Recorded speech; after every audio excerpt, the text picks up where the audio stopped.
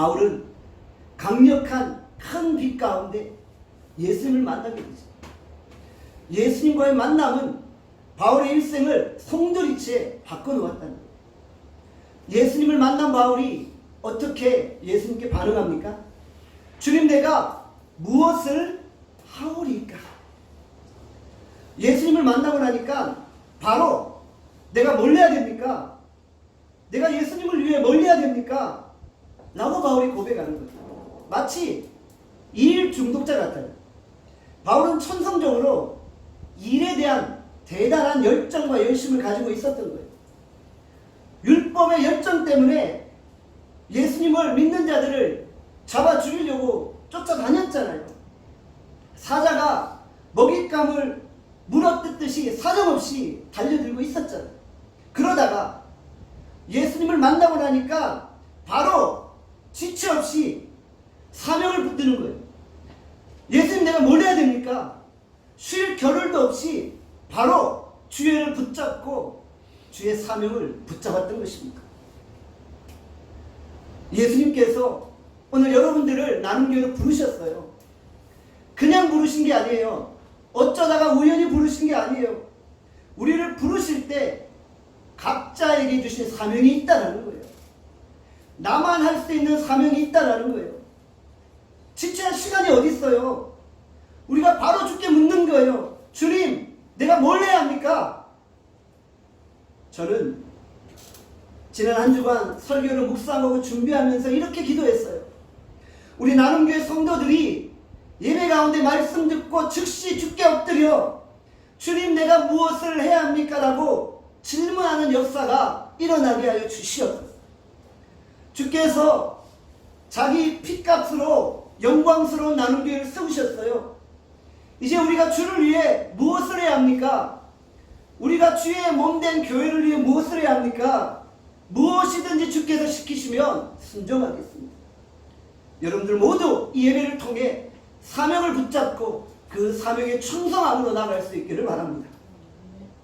예수님을 인격적으로 만난 사람은 사실 헌신할 수밖에 없어요. 예수님을 제대로 만났는데 우리가 어떻게 헌신하지 못합니까? 헌신은 억지로 하는 게 아니에요. 성령을 체험하고 예수님을 만난 사람이 자발적으로 성령에 이끌려서 행하는 것입니다. 바울이 원래 다메섹으로 가고 있었죠. 왜 갔나? 예수 믿는 자들을 잡아서 결박하기 위해 간 거예요.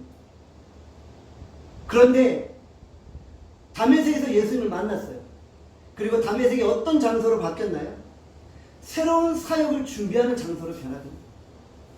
다메섹에서 하나님이 예비해 놓으신 새로운 만남들을 가지는 거예요. 바울은 다메섹에서 아나니아를 만나게 되었다는 거죠. 사도행전 22장 12절에서 13절의 말씀합니다. 다 함께 읽겠습니다. 시작. 율법에 따라 경건한 사람으로 거기 사는 모든 유대인들에게 칭찬을 받는 아나니아라 하는 이가 내게 와 곁에 서서 말하되 형제 사울아 다시 보라 하거늘 즉시 그를 쳐다보았노라. 바울이 큰 빛을 본 후에 눈이 멀어버렸죠. 다메섹에서 아나니아를 만납니다. 아나니아가 다시 보라 외칠 때 바울의 눈이 떠진 거예요. 바울은 아나니아와의 만남을 통해 육의 눈을 떴고요, 영의 눈도 뜨게 되어진 거예요. 하나님의 사람이 하나님의 사람과 역사적인 만남을 가질 수 있도록 주께서 이끌어 가시는 거예요. 우리는 이 세상에서 빽이 없고 줄이 없다고 말해요. 그래서 성공하지 못한다고 말해요. 저는 빽도 없고 줄도 없어요. 그런데 하나님의 사람은 빽 없고 줄 없고 뒤 봐주는 사람 없어도 역사적인 만남을 이루게 하시는 거예요. 주께서 우리를 역사적인 만남으로 이끌어 가시는 거예요. 생각지도 못하는 만남들을 가지게 하는 거예요. 그래서 우리가 매일매일 기대를 가지는 거예요. 오늘 하나님이 나에게 어떤 만남을 가지게 하실까? 저는 노방전도 사역을 하면서 항상 그런 기대를 가져요. 설렘을 가져요. 오늘 하나님이 어떤 역사 만남을 가지게 하실까? 하나님이 그렇게 우리를 이끄시고 인도해 가신다는 것. 바울이 아나니아를 만난 이후에 육의 눈이 떠졌지요. 영의 눈도 떠졌지. 영의 눈이 뜨이지 않을 때 예수님을 볼 수 없는 거예요. 영의 눈을 떠야만 바로 예수님을 볼 수 있는 거예요. 오늘 말씀 중에 우리의 영의 눈이 뜨여서 예수님을 볼 수 있기를 바랍니다. 내 눈 주의 영광을 보네. 찬송 가운데 서신 주님, 주님의 얼굴은 온 세상 향하네. 권능의 발을 드셨네. 우리가 찬송 중에 예수님을 경험하는 거예요.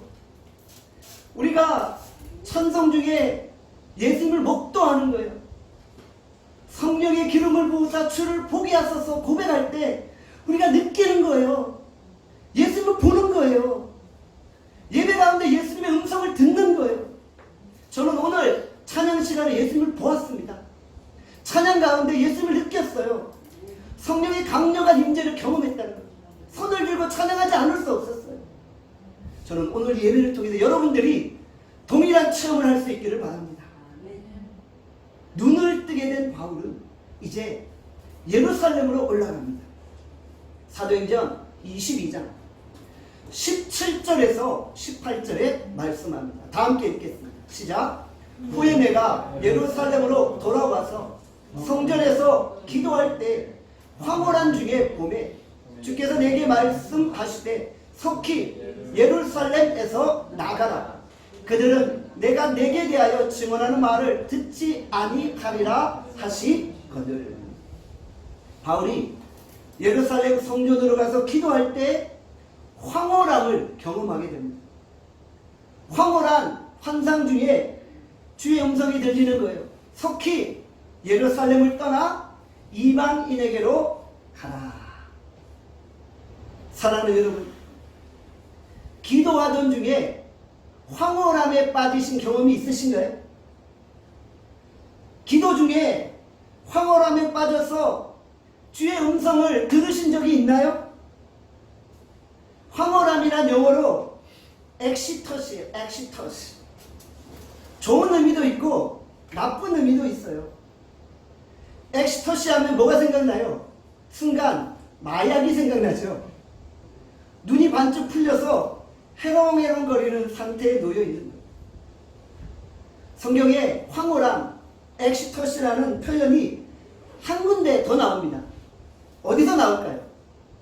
사도행전 10장에 보면 베드로가 욥바에서 기도하던 중에 황홀함을 경험하게 돼요. 보자기가 내려오게 되고 이 부정한 음식들을 먹으라라고 하나님께서 말씀하십니다. 그렇게 해서 베드로가 이방인 고넬료와 만나게 되었죠. 황홀함 중에 베드로는 이방인 고넬료를 만나 주의 비전을 나누었던 것입니다. 하나님이 우리에게 사명을 주시고 비전을 주실 때 우리로 엑시터시를 경험하게 하십니다. 황홀함을 경험하게 하십니다. 황홀함에 들어가서 어쩔 줄 몰라서 막 기뻐 뛰노는 거예요. 하나님이 주신 비전을 생각하니까 흥분되는 거예요. 민족과 열방을 향한 그 하나님의 꿈을 꾸니까요, 막 가슴이 뛰어오르는 거예요. 가슴이 벌렁벌렁 뛰는 거예요. 거룩한 비전을 생각하면 우리 안에 에너지가 뿜어져 나오는 거예요. 제가 교회를 개척하기 바로 전 주일이었어요. 예배를 드리고 있었어요. 얼마나 간절했겠어요. 하나님 이제 다음 주부터 예배를 드리는데 정말 우리 나눔교회 예배 가운데 은혜 달라고 간절히 예배를 드렸어요. 정말 그렇게 예배가 간절했던 적이 없었던 것 같아요. 간절히 예배 드리는데 하나님이 제게 직접 말씀하십니다. 내가 너를 통해 하고 싶은 일이 많구나. 내가 나눔교회를 통해서 하고 싶은 일이 많구나. 제가 이 음성을 듣는데요, 너무 황홀한 거예요. 이 황홀한 음성 앞에서 감격의 눈물을 졸졸 흘렸어요. 하나님이 보시기에 정말 이 땅의 교회들이 얼마나 하나님이 하고 싶은 일을 못 감당했으면 이제 막 세워질 나눔교회를 통해서 주님이 제게 말씀하셨을까? 이 땅의 교회들이 뭘 했길래 이제 막 세워질 나눔교회를 보시면서 내가 나눔교회를 통해서 정말 민족과 열방을 향해 하고 싶은 일이 많구나라고 하셨을까? 제가 이 생각을 하니까요, 막 너무너무 흥분이 되고 감격되고 눈물이 쏟아지고 제가 주님께 고백했어요. 주님, 제가 무엇을 하오리까? 주님, 나눔교회가 뭘 해야 됩니까? 주님, 무슨 일이든지 시키시면 내가 순종하면서 하겠습니다. 하나님은 외형이나 외모를 보시는 분이 아니시다. 하나님은 우리가 모여서 하나님 앞에 어떤 마음으로 예배드리는가를 보시는 거예요. 어떻게 기도하는가를 보시는 거예요. 그리고 우리의 기도를 통해 민족과 열방을 세우시고 살리시는 것입니다. 그렇게 우리 나눔교회가 지금 그 비전을 따라 열심히 살아가고 있잖아요. 저는 여러분들도 우리 나눔교회 안에서 사명을 발견하고 신앙의 엑시터시를 경험할 수 있기를 간절히 소원합니다. 어떤 집사님이 제게 와서 이런 말씀을 해요. 목사님, 저도 사명을 좀 발견하고 싶어요. 언제 어떻게 우리가 사명을 발견합니까? 예배의 자리에서, 말씀 중에, 기도 중에 주께서 나에게 나타나셔서 말씀하시는 거예요. 우리가 매 주일마다 설교 후에 결단의 기도를 드리잖아요. 그때 우리가 간절히 말씀을 두고 기도하면 주께서 주의 영광을 보이시고 주의 음성을 들려주시고 비전을 보게 하시는 거예요. 우리가 매 주일마다 이 자리에서 그런 역사를 체험할 수 있기를 간절히 소원합니다. 사도행전 22장 21절에 말씀합니다. 다 함께 21절 읽겠습니다. 시작. 나더러 또 이르시되 떠나가라. 내가 너를 멀리 이방인에게로 보내리라 하셨느니라. 예루살렘을 떠나라. 내가 너를 멀리 이방인에게로 보내리라. 이제 주께서 기도 가운데 새로운 길을 여시는 거예요. 주의 비전은 예루살렘을 떠나는 것으로부터 시작되어지는 것이죠. 예루살렘은 어떤 곳이에요? 예루살렘은 유대교의 본산입니다. 예수 믿는 자를 박해했던 장소입니다. 사도 바울이 예루살렘에서 수많은 유대인들을 잡아서 죽였잖아요. 스데반도 죽였잖아요. 자신의 과거가 묻어있는 장소예요. 이제 바울은 예루살렘을 떠나는 거예요. 과거의 삶을 청산하는 거예요. 자신의 과거의 그 행적들을 이제 다 벗어버리는 거예요. 예수님을 만났음에도 불구하고 여전히 과거의 삶에 얽매여 있으니까 옛사람의 잠재를 청산하는 거예요. 이제 주께서 나를 부르신 새로운 부르심을 향해 사명의 자리로 나아가는 것입니다. 창세기 12장 1절에 말씀합니다. 창세기 12장 1절 함께 읽겠습니다. 시작. 여호와께서 아브라함에게 이르시되 너는 너의 고향과 친척과 아버지의 집을 떠나 내가 내게 보여줄 땅으로 가라. 무슨 말이에요? 본토, 친척, 아버지의 집을 떠나라. 내 옛사람의 모습을 벗으라는 것이죠. 내 과거로부터 이제는 떠나라는 것이죠. 내 옛 삶들을 벗어버리라는 것이죠. 뒤의 것을 다 잊어버리고 이제 하나님이 주신 비전을 따라 나아가라는 것이잖아요. 내가 과거에 어떤 신앙생활을 했는지를 잊어버리라는 거예요. 나눔교회 오기 이전에 어떤 신앙생활을 했고 어떤 교회에서 섬겼는지 이제 다 잊어버리고 이제 나눔교회 안에서 새로운 믿음의 여정을 시작하는 거예요. 하나님이 주신 비전을 따라 이제 하나님이 이끄시는 대로 보여주시는 대로 새로운 꿈을 꾸며 민족과 열방을 위해 나아가는 거예요. 주께서 우리에게 보여주신 사명의 자리로 나아가는 거예요. 우리가 사명의 자리로 나아갈 때 주께서 우리의 지경을 넓혀주시는 거예요. 우리는 지금까지 우리 가정, 우리 동네, 내 주변에 바운더리만을 가지고 있었어요. 그런데 주님이 비전을 주고 꿈을 꾸게 하시면요, 우리 가정이 비전이 아니라 열방이 비전이 되어지는 거예요. 민족이 비전이 되어지는 거예요. 우리가 날마다 중보기도를 통해 민족과 열방을 품고 기도하는 거예요. 이전에는 우리가 언제 인도를 위해 기도했고 네팔을 위해 기도했고 우리가 언제 아프리카를 위해 기도했나요? 그전에는 그렇게 하지 않았어요. 그런데 예배를 통해 외국인 선교사들을 만나고 비전을 보고 꿈을 꾸니까 이제는 아프리카 지도만 봐도 가슴이 벌렁벌렁거리는 거예요. 인도만 보고 네팔만 보고 방글라데시만 봐도 그 영혼들을 가슴에 품게 되어집니다. 네팔에 있는 그 어린 영혼들만 바라봐도 눈물이 철철 흐르고 내가 주여 무엇을 하오리까 고백하는 역사가 일어나게 된다는 거예요. 사도행전 22장 22절에서 23절의 말씀 다 함께 읽겠습니다. 시작. 이 말하는 것까지 그들이 듣다가 소리질러 이르되 이러한 자는 세상에서 없애버리자 살려둘 자가 아니라 하여 떠들며 옷을 벗겨 던지고 티끌을 공중에 날리니.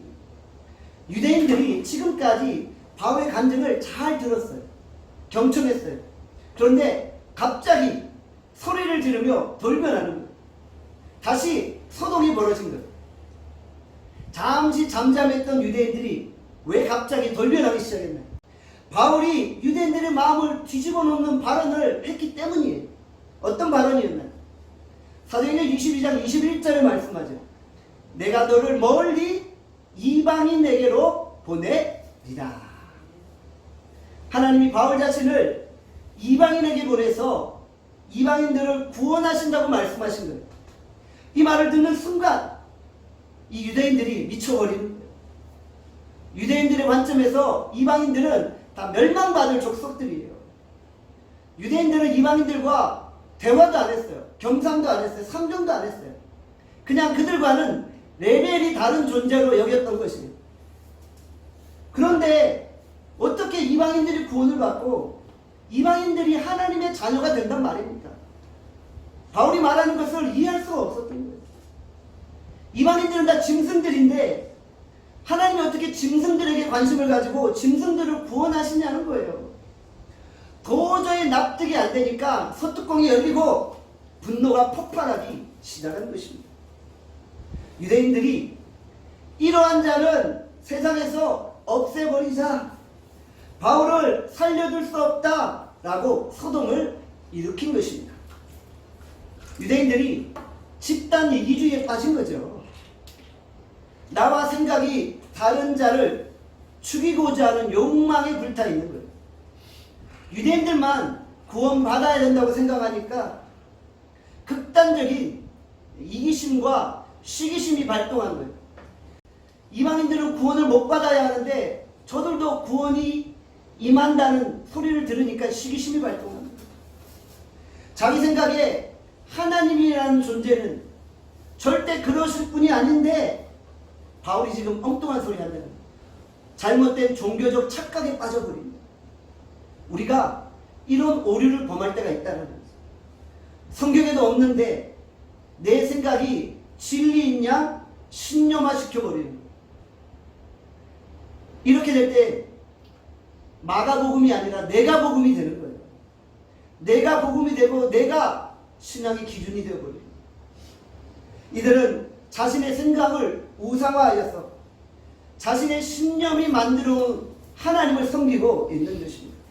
우리가 잘못된 신앙적 열심에 빠지지 않도록 교회 공동체 안에서 자꾸 점검을 받아야 한다는 거예요. 그렇지 않으면 치우치게 되고 잘못된 종교의 열심에 빠지게 되어진다는 거예요. 갑자기 분위기가 돌변합니다. 천부장이 당황했죠. 바울을 안토니오 요새로 끌고 간 것입니다. 사도행전 22장 24절에 말씀합니다. 다 함께 읽겠습니다. 시작. 천부장이 바울을 영내로 데려가라 명하고 그들이 무슨 일로 그에 대하여 떠드는지 알고자 하여 채찍질하며 신문하라 한대. 천부장은 모든 상황을 정확하게 파악하기 위해서 바울을 채찍질하고 신문하고 있는 것입니다. 현재 벌어지고 있는 소동에 대해서 정확하게 인식하지 못했어요. 무조건 먼저 때리고 시작하는 거예요. 무조건 결박해서 때리고 시작하는 거예요. 쉽게 말해서 먼저 패고 시작하는 거예요.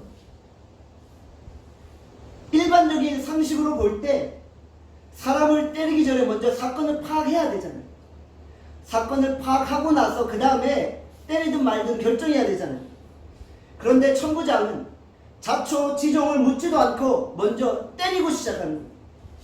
죄수에게 먼저 고문을 가하는 거예요. 죄수가 고문을 당하니 제대로 된 대답이 나올까요? 고문을 통해 얻은 대답이 진실일까요? 영화배우 송강호 씨가 주연을 맡았던 변호인이라는 영화를 아시나요? 1980년대 독재정부 시절에 시위에 가담했던 대학생들이 남영동에서 엄청난 고문을 당했어요. 대학생들이 고문에 못 이겨서 거짓 자백을 하고 재판을 받는 과정을 그린 영화입니다. 계속 때리고 정기 고문하고 물고문하니까 제대로 된 진실이 나올 수 없는 거예요. 너무 고통스러우니까 나에게 고문을 가하는 자가 원하는 대답을 할 수밖에 없는 거예요. 사람이 맞으면 맞는 것으로 그냥 끝나는 것이 아니잖아요. 맞는 순간 인격이 파괴되고 인간의 존엄성이 말살되어진다는 거예요. 제가 중고등학교 시절에 참 선생님에게 자주 맞았던 것 같아요. 숙제 안 했다고 맞고, 수업 시간에 졸았다고 맞고, 늦게 왔다고 맞고, 다른 친구 한 사람 잘못했다고 단체로 맞고. 요즘에는 학교에서 때리면 큰일 나잖아요. 전지현 기사님 그렇죠? 요즘 학교에서 때리면 큰일 나요. 시대가 달라진 것 같아요. 사람이 맞을 때마다 인격이 파괴되어져요. 제가 미국에서 공부했을 때의 일이에요. 같은 기숙사에 사는 어떤 한 목사님이 자녀를 회초리로 때렸어요. 회초리에 사랑의 매라고 적혀 있잖아요. 말 그대로 사랑의 매잖아요. 내가 너를 사랑하니까 때린다? 사랑의 매는 사실 상당히 성경적입니다. 하나님이 우리를 사랑하니까 징계하시잖아요. 사랑하지 않으면 그냥 내버려 두는 거예요. 사랑하기 때문에 때리는 거예요. 그런데 이것이 학교에서 문제가 된 거예요. 선생님들이 학생들에게 수시로 부모의 폭력에 대해서 설문조사를 하는 거예요. 근데 그 자녀가 그냥 자신도 모르게 아빠에게 회초리를 맞았다고 이야기를 한 거예요. 바로 경찰이 기숙사로 찾아왔죠. 큰일 날 뻔했어요. 애 뺏길 뻔했어요. 그런데 다행히 한국식 문화를 잘 설명하고 겨우 경찰을 이해시켜서 넘어갔던 그런 사건이 있어요. 정말 온 가족이 황당했었던 그런 사건이었어요. 사랑의 매는 사실 폭력은 아닌 것 같아요. 부모가 자녀들이 바로 잘할 수 있도록 훈계하는 거죠. 그런데 그런 의미가 아니라 말 그대로 폭력은 인간의 존엄성을 말살하는 거예요. 천부장이 무조건 바울을 먼저 때리고 시작한 거예요. 상대방의 고통에 대해서는 무관심했더니 고문을 통해 얻은 대답은 정답이 아니라는 거예요. 천부장이 바울을 약자로 여겼잖아요. 약자이기 때문에 함부로 대하고 인격을 짓밟았던 거예요. 세상은 약자를 함부로 대하는 경향이 있습니다. 약자에 대해서 무례히 행동하는 거예요. 약자에게는 인격도 없고 인권도 없다고 생각하는 거예요. 약자의 인격이 파괴되든 말든 무관심한 거예요. 이것이 오늘 우리가 사는 세상이라는 것입니다. 심하게 고문을 당한 바울이 말합니다. 사도행전 22장 25절에서 26절 말씀입니다. 다 함께 읽겠습니다. 시작. 가죽줄로 바울을 매니 바울이 곁에 서 있는 백부장더러 이르되 너희가 로마 시민된 자를 죄도 정하지 아니하고 채찍질할 수 있느냐 하니 백부장이 듣고 가서 천부장에게 전하여 이르되 어찌하려 하느냐 이는 로마 시민이라 하니. 바울이 계속 막고 있지 않았어요. 어느 순간 자신이 로마 시민이라는 것을 알려주었다는 것이죠. 너희들이 나를 함부로 대하는데 나 로마 시민권자야. 나 약자가 아니고 강자야 라고 외친 거예요. 그 소리를 듣자마자 백부장이 깜짝 놀란 거죠. 당황하며 안절부절 못하는 거예요. 백부장이 다급하게 천부장에게 달려가서 말합니다. 그가 로마 시민권자라는데 어떡하죠? 그 순간 천부장이 얼굴이 사색해져 버립니다. 정신없이 바울에게 달려간 거예요. 천부장은 자신의 신변에 위험이 생겼음을 느낀 거예요. 사도행전 22장 27절에서 29절에 말씀합니다. 다 함께 읽겠습니다. 시작. 천부장이 와서 바울에게 말하되 내가 로마 시민이냐 내게 말하라. 이르되 그러하다. 천부장이 대답하되 나는 돈을 많이 들여 이 시민권을 얻었노라. 바울이 이르되 나는 나면서부터라 하니 신문하려던 사람들이 곧 그에게서 물러가고 천부장도 그가 로마 시민인 줄 알고 또 그 결박한 것 때문에 두려워하니라. 천부장이 바울을 결박한 것 때문에 두려워하고 있어요. 왜요? 그가 로마 시민이었기 때문이에요. 그 당시 로마 시민권자는 막강한 권력과 법적인 보호 장치가 있었어요. 바울은 태어날 때부터 로마 시민권자였어요. 천부장은 많은 돈을 들여서 시민권을 산 것입니다. 당시의 천부장은 글라우디오 루시아였습니다. 왜 옆에 글라우디오라는 이름이 붙었을까요?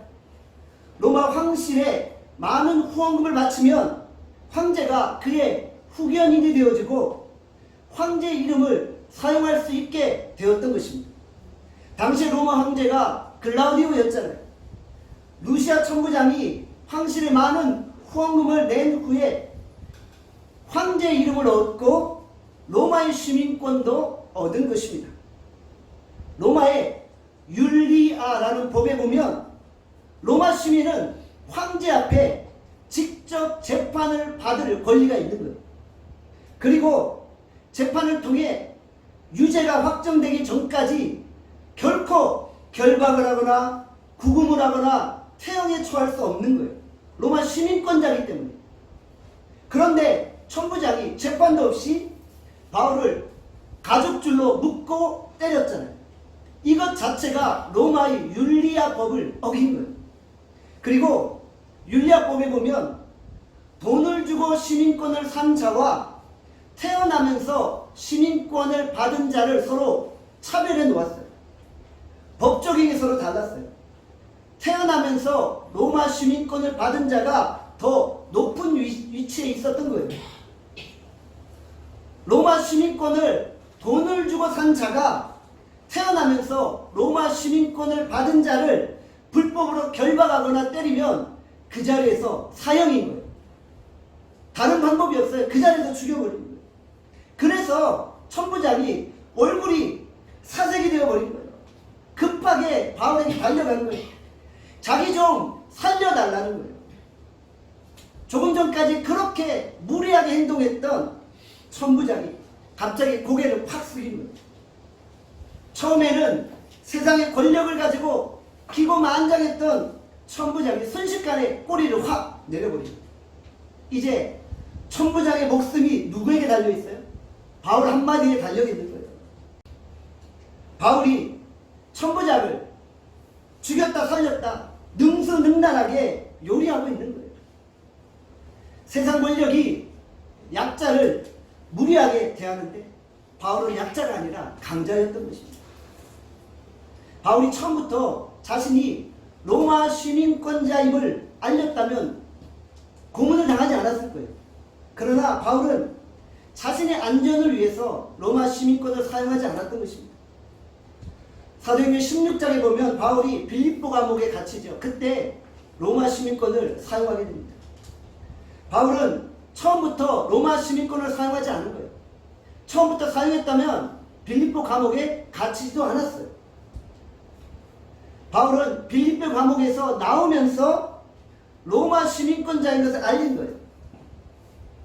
그랬더니 간수들이 얼굴이 사색이 돼서 당황했잖아요. 우리 큰일 났구나. 우리 이제 다 죽었구나. 바울이 간수들을 쥐락펴락하면서 능수능란하게 다루고 있는 거예요. 너희들이 내 손 안에 있다는 것을 보여주고 있는 거예요. 바울이 아무 때나 로마 시민권을 사용하지 않았던 거예요. 바울은 아주 제한적으로 로마 시민권을 사용했어요. 바울은 로마 시민권에 의지해서 복음을 전한 것이 아닙니다.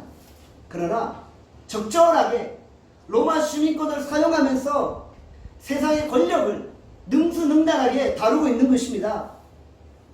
매를 맞을 때는 말 안 했다가 매 맞고 나서 의도적으로 로마 시민권자임을 알리는 거예요. 상당히 의도적이죠. 바울의 여유이고 바울의 죽음에 대한 초월함입니다. 바울은 자신의 권한을 최대한 사용해서 복음 증거의 기회를 얻고 있는 거예요. 사도행전 22장 30절의 말씀합니다. 다 함께 읽겠습니다. 시작. 이튿날 천부장 유대인들이 무슨 일로 그를 고발하는지 진상을 알고자 그 결박을 풀고 명하여 제사장들과 온 공회를 모으고 바울을 데리고 내려가서 그들 앞에 세우니라.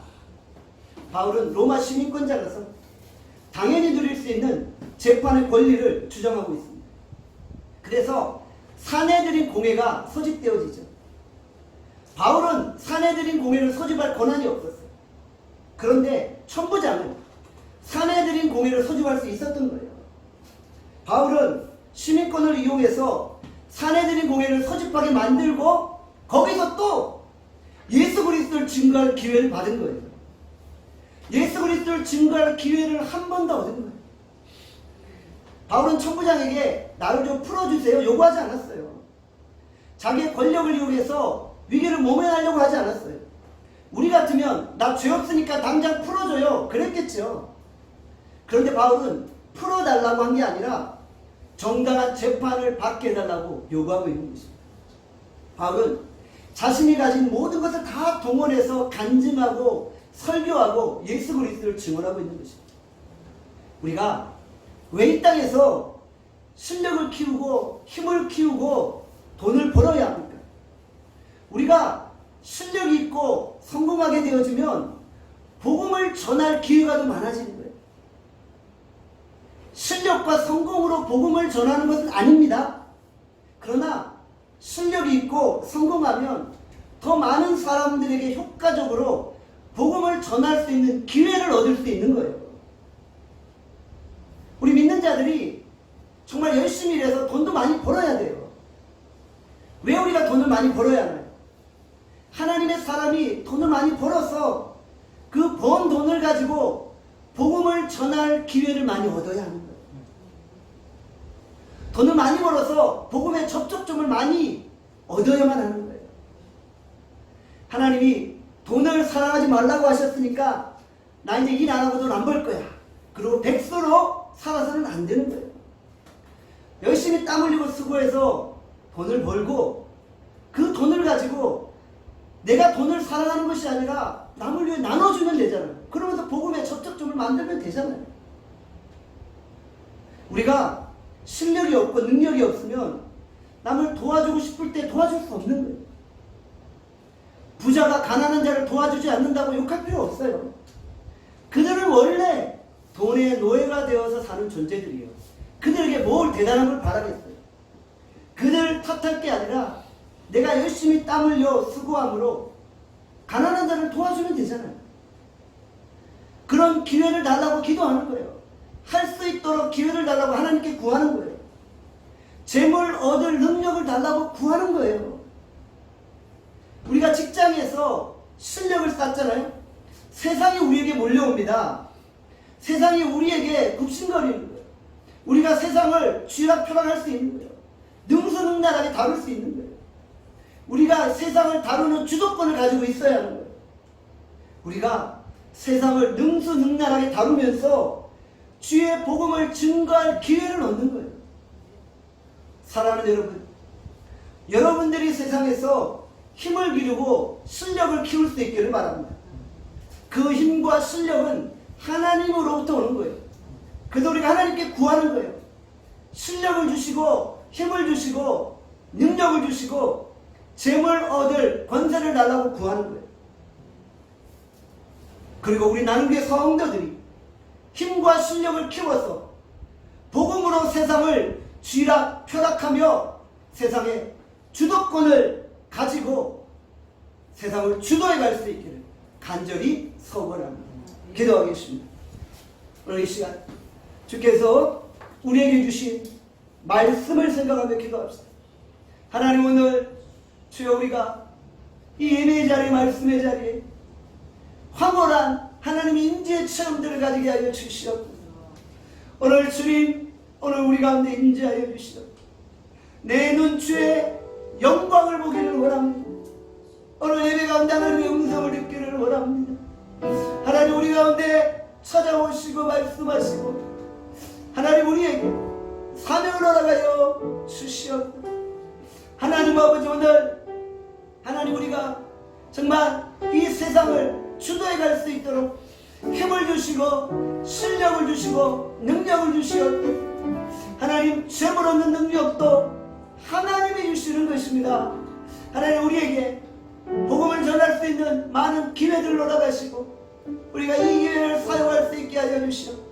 오늘 하나님 예배에 참여한 모든 이들 주여 성령으로 기름 부으시고 하나님 우리의 영혼을 새롭게 하여 주시고 하나님 오늘도 우리가 성령의 충만함 가운데 하나님의 영광을 보게 해달라고 우리 이 시간 다 함께 주여 한번 외치고 통성으로 기도합니다. 주여